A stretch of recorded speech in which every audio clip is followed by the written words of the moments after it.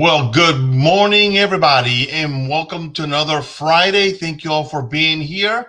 My name is Alex DeGeorge, and on behalf of the Kissimmee, Osceola Chamber of Commerce and the Parkways Business Council, we welcome you to another live Facebook event. Today, I have the sincere pleasure of having with us Bill Litton. He's the Osceola County Office of Emergency Management, and he's going to talk to us about hurricane preparedness for this year. So he's got some interesting information for us, and we are looking forward to hearing what he's got to say. So, Bill, you want to come on? Sure. Thank you, Alex, and thank you for the Chamber for allowing me to come out to speak to the members today. I appreciate that because it helps us get the word out since we can't do community outreach and in-person presentations like we normally do. This allows us to really multiply our voice.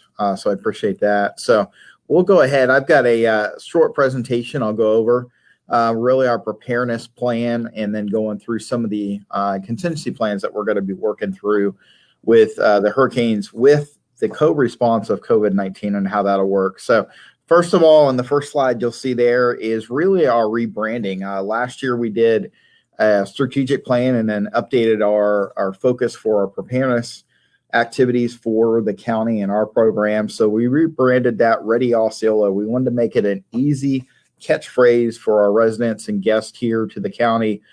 They would know what to do and where to go to get that information. So we rebranded our website as well. So it's readyosceola.org, easy one stop. And I'll go through some of that points as well. But we came up with 4 valuable action items that residents can use to really get prepared for any type of event. Because even though we're focused on hurricanes and those type things, as we saw with this year, from pandemics to brush fires to, everything that's going on, we prepare for those type things. So really the first step is plan ahead. And that's really knowing really your home, educating your families, knowing if you do have to evacuate where you would go, just knowing things around your home as well, trimming your trees, other things. Do you live in a flood zone?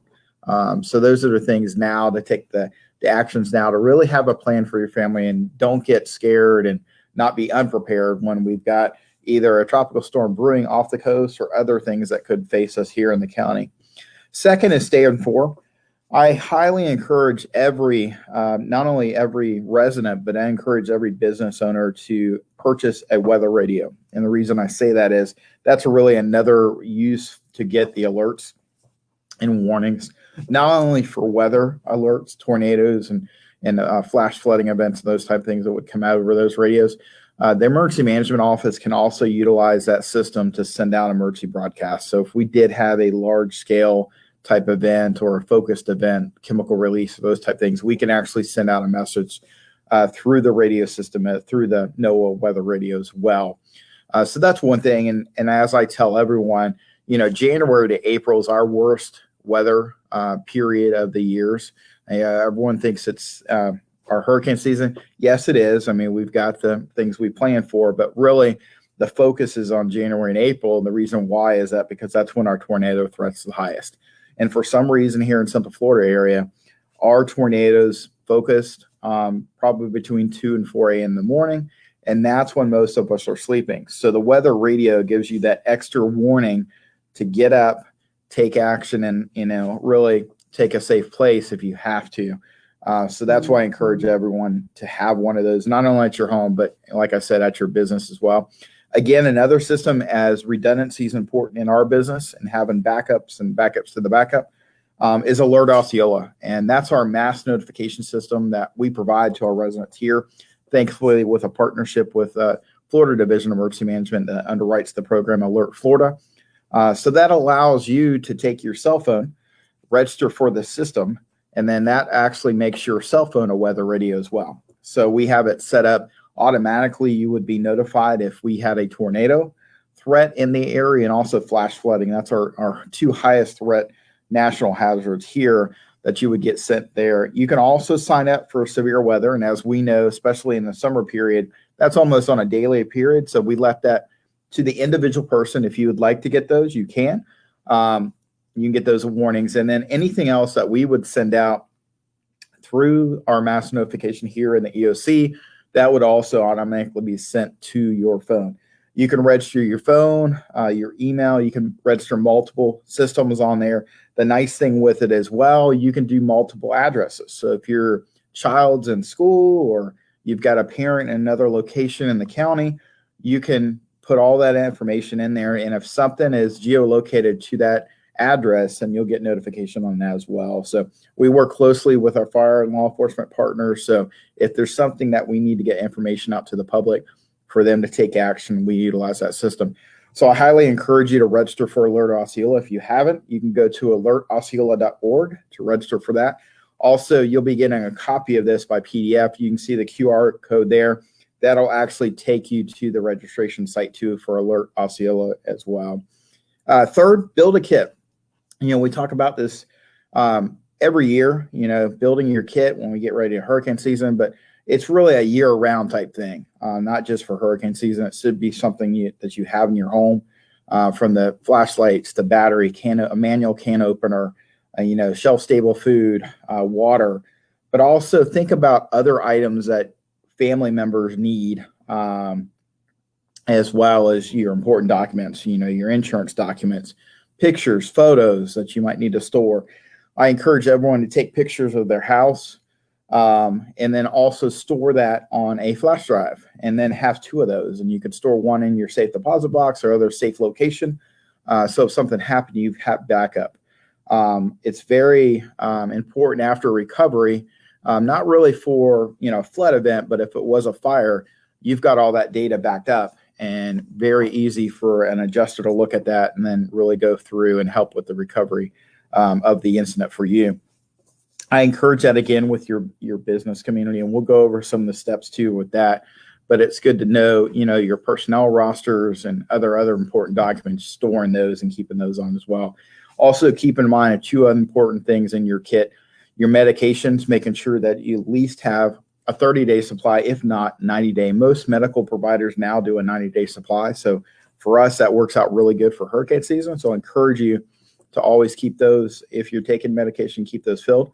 And then also don't forget about our pets. Pets are our family members too. So make sure you make arrangements and also have items in your kit for your cats and dogs or other animals that you have at your house. And then finally, take action. And take action is really that involvement piece that could be prior, during, or after a disaster here in the county. So we have active, what we call community emergency response teams here in the county that we train up. They're citizen volunteers.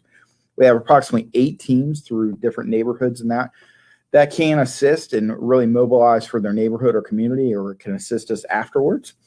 So that's one thing. You can also, sign up to take first aid CPR, and just become involved and take a little bit of ownership as well, in your community and in the program at the county level. So next slide.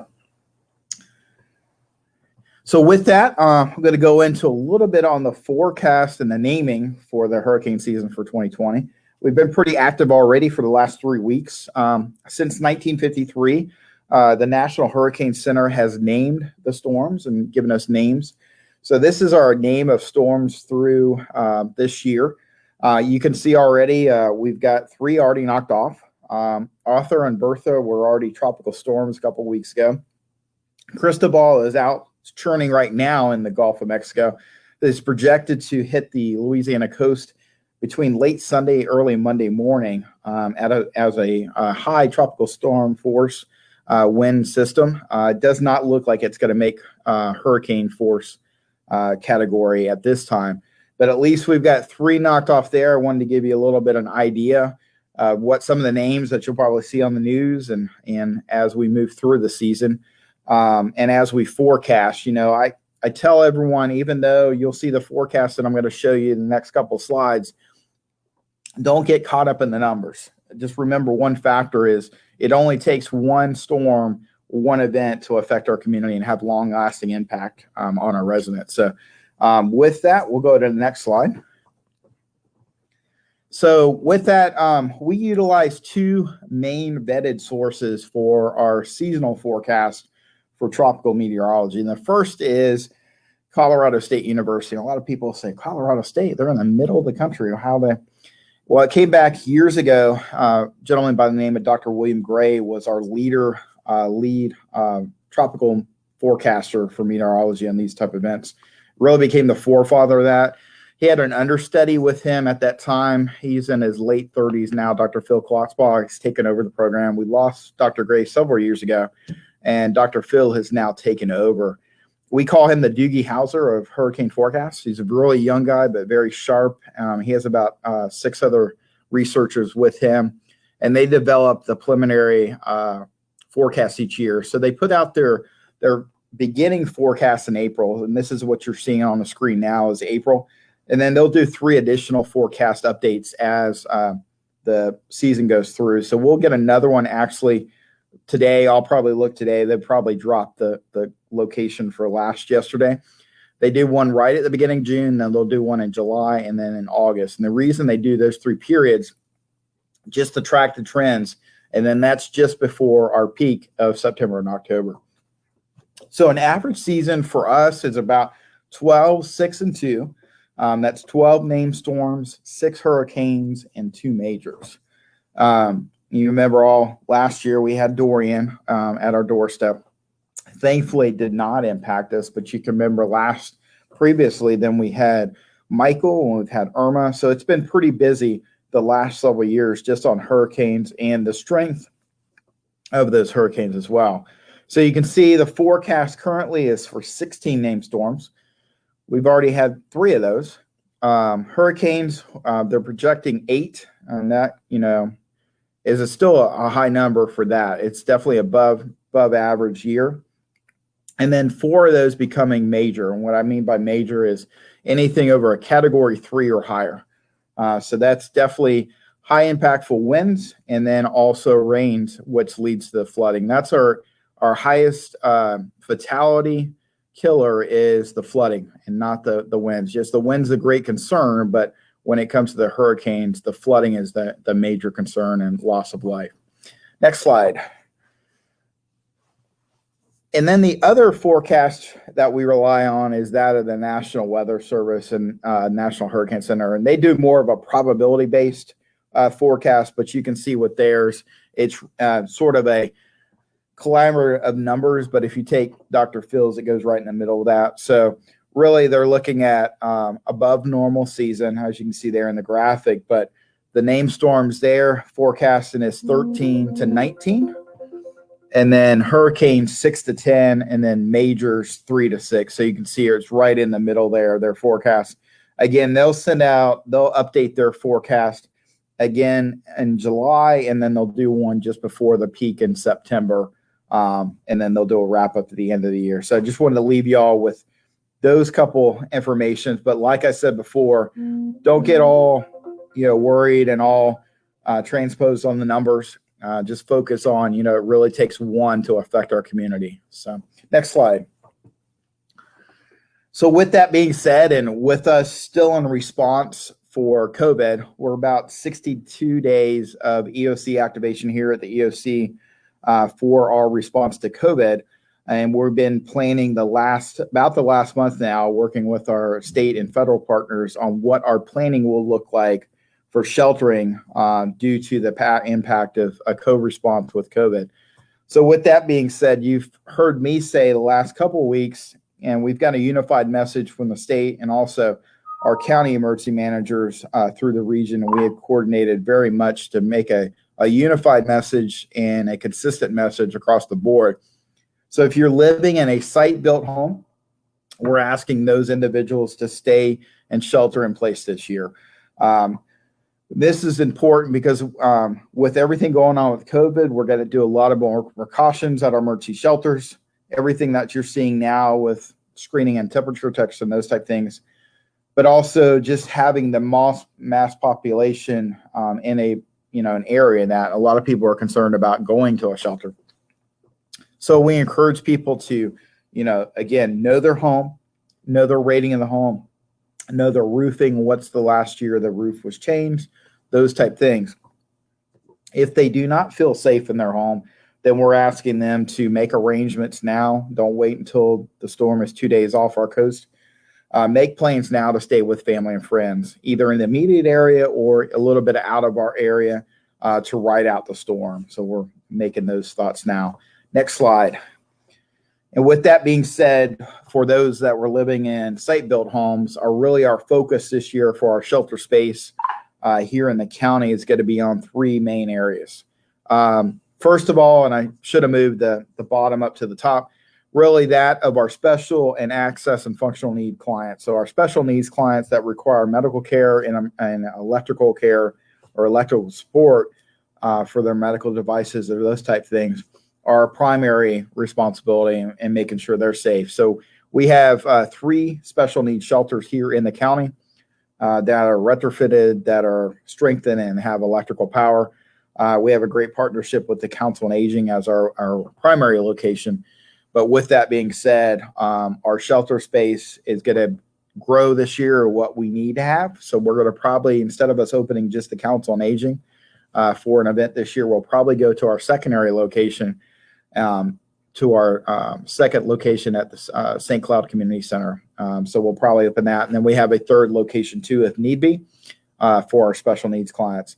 So that leaves us our two other primary focus items or focus residents for our emergency shelter locations. And that's going to be those living in manufactured homes and then those living in low-lying or flood-prone areas. We're encouraging those. Those would be under a mandatory evacuation order that we would activate once we're in the track of the storm, and we would make that decision here, and then we would order an evacuation for those two groupings. So with that, we're working through. We've got a great partnership with Dr. Pace and the school district, and Dr. Pace works with us really greatly and her team. We utilize our school locations as our emergency shelters as per Florida statute and the Enhanced Hurricane Protection Act. So we're working through that location now to see which ones we're going to utilize. And then the reason we're also looking at that, one of the requirements this year with CDC and the FEMA and American Red Cross guidance is that we're going to be limited to what we typically fill up a room at. So typically we might have 150 to 200 in maybe a cafeteria or gymnasium or general space area. We're now going to be limited to less than 50 or up to 50 in a general area. So with that being said, we're going to have to now open up more classrooms, more common space areas to basically account for additional space to bring in residents on that. If you can go to the next slide. And with that being said, it just opens up an area. So where we typically give an individual what we call a 20 by 20, 20 square foot square. That's what you get when you go to a shelter. We have that marked off. Now it's going to be 60 square foot. That's in planning for COVID in relationships with that. Families would be kept together, and then we would still do social distancing in the shelter for that. So you can see how that can quickly add up very much on our locations that we utilize for shelter space and those as well. Next slide. So with that, you're going to see a lot of different changes to our shelter process this year.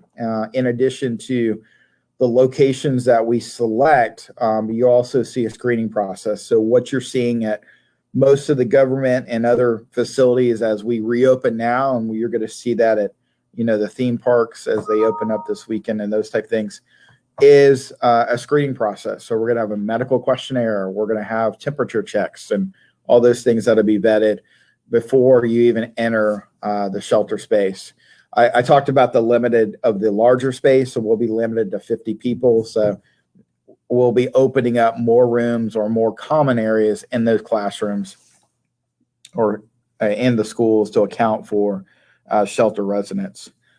We'll also have to designate an isolation, at least one or two isolation rooms. If we're in the middle of the storm and at least, over 45-mile-per-hour winds, we're going to have to isolate those people if they become sick, keep them out of the general population, and keep them in that isolation center until the winds go down and we can transport them for medical. We will have medical teams on site provided but we'll be limited because we won't be able to transport those people during the high winds events. Typically, our EMS, fire, and law enforcement and first responders, we pull them off the road around 45 miles per hour for their safety, especially with the high impact vehicles. We do not want those on the road, being blown over as well. So once the winds are safe, then we can move those patients to medical care or advanced medical treatment. So that's going to be something different this year. We're also working through, and I talked about the social distancing already that'll be put in place at the schools. And in addition, we've always had a great partnership. We still continue to have that with the school district on their feeding. So typically it's the school administration that would be at the school location along with the facilities team, and part of the food team would be at the designated school line.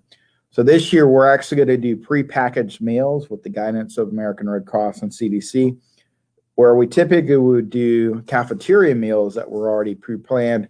Now you're just going to get a prepackaged meal. That way it will cut down on contamination and spread as well in a large environment. So that's a little bit different.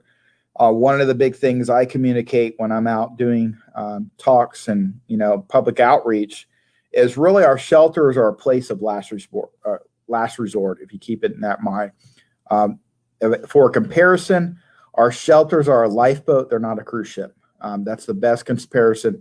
We're encouraging our residents to bring their sleeping and all those type things, items that they need to feel comfortable in a shelter.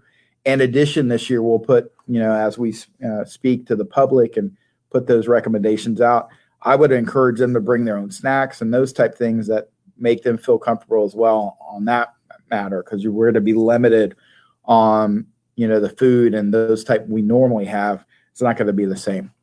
Next slide. So I wanted to go over a couple things for businesses as well that you can think about and add to your plan and add to your contingencies moving forward as well. First, create a plan for your business. If you don't have one, there's some great templates and great checklists. You can go to floridadisaster.org and get a plan. And they have plans not only for businesses, but for families and then also special needs. I encourage you to do that. Developing a communication plan, what that looks like, especially for your staff and employees. How would you get in touch with them during and after an event, and who would that contact? I encourage you to have a phone list or roster of all your employees and keep that in a safe place as well, and then keep one either with you or on your laptop or computer at home as well. And then I know Alex will probably highlight this too at the end, but really review your insurance coverage. And really, now is really a late time to do it. We encourage you to do this at the beginning of the year, but it's never too late as long as we don't have a storm brewing out in the Gulf or the Atlantic. But I encourage you to look over your policies, know what your deductibles are, know what the coverage is. And also encourage you, also look at flood insurance, not only for your businesses, but I encourage it for your homes. Even if you don't live in a flood zone or what we call a flood zone by FEMA maps, I encourage you to look at adding that to your current homeowners and policy, because if you do get flooded in an event, flood coverage is not a part of your homeowner's policy. So any of that damage that happened during a tropical event or anything like that, and you got damage, it's going to be on your own. So I encourage you for a small fee, especially if you're not in a flood zone. It's about a $300 to $400 additional cost to have that peace of mind knowing that you're covered after a huge event like that. Next slide. And also I wanted to highlight one of the great resources that if you can go back one. One of the great resources from the state and the Division of Emergency Management and the state EOC, and that's floridadisaster.biz. That's our one-stop area for businesses to go. We are currently using that. For those that have seen, we have the business damage assessment survey that we've been gathering data on a weekly basis from our businesses that have been closed, temporary layoffs, permanent layoffs, and the cost predictions of those impacts to here in the county. So we utilize that, not only for a hurricane event, but we can use it for a pandemic. So we gather that data. That data is shared with what we call ESF, or Emergency Support Function 18. Here in the EOC and at the state, we share that 18 number, which is business and industry. So our chamber representatives at the state level, and then we have representatives here in our EOC communicate.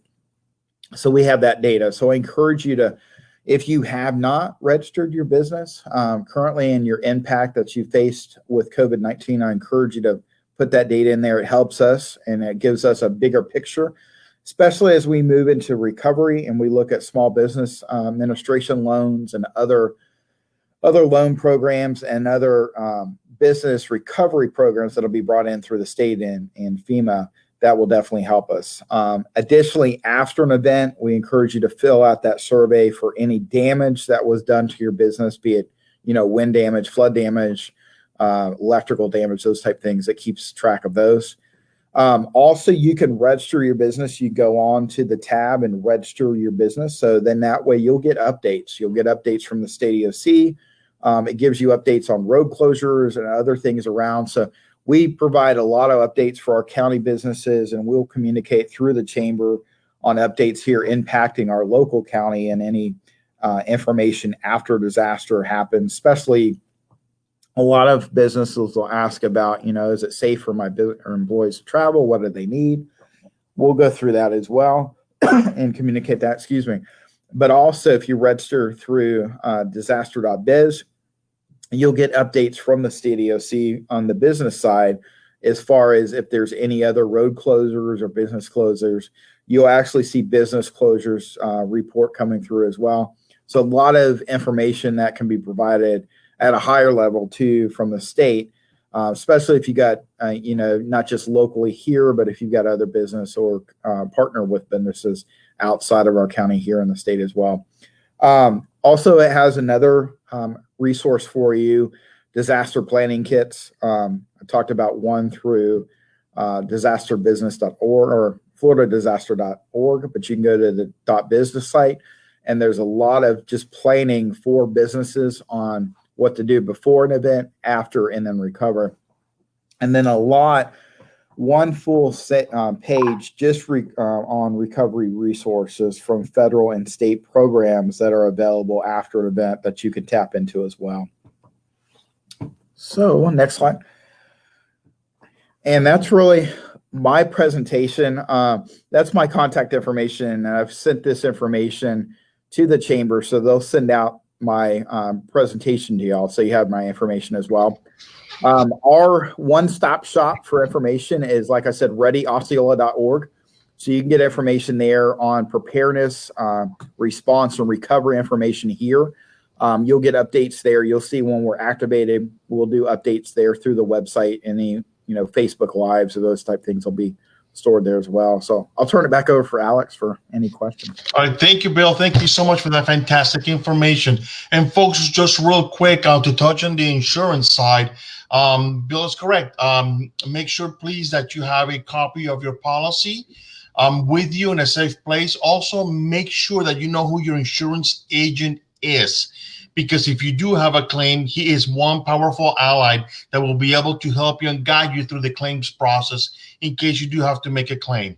And touching on the flood zones, and this is very important. FEMA is the entity who establishes what the flood zones are in the country, and basically all of the continent, the whole entire country is actually in a flood zone.